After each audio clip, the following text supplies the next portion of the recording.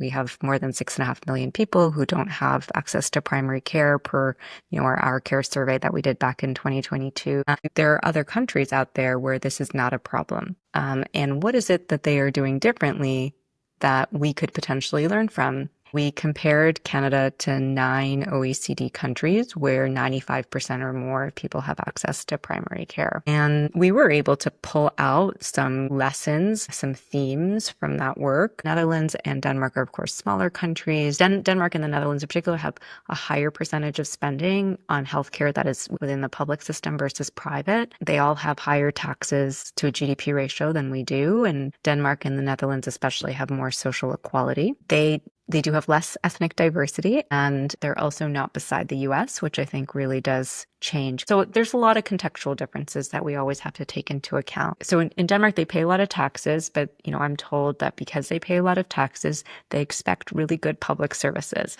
And the government goal is that every person in Denmark not just have a family doctor or what they would call a GP, but have a choice of a GP. So that's the government's goal. So the practices are owned by GPs, but some of the obligations would be that, you have to be open 8 to 4, Monday to Friday. You have to see patients who are sick on the same day. You have to see other patients within 5 days. You have to participate in an after-hours rota, and you have to care for 1,600 patients. And so those are really it. Like, it's sort of what I would say are minimum specifications. They're pretty basic, but they're clear. And just to say, it doesn't mean that the GP themselves has to be in the clinic Monday to Friday, 8 to 4, because they can hire a locum to be there 2 days a week so that they can have 2 days a week off.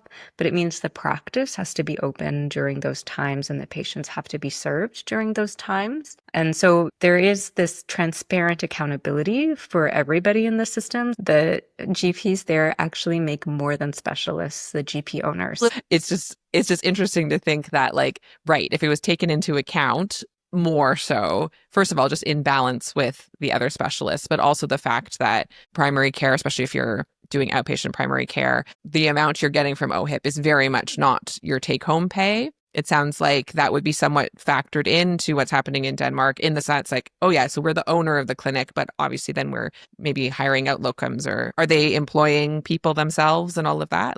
They are. Yeah. So if they're the owner, they're employing their staff. It makes sense that you would look at the individuals providing the service and fund them in a way that empowers them to continue to provide the service.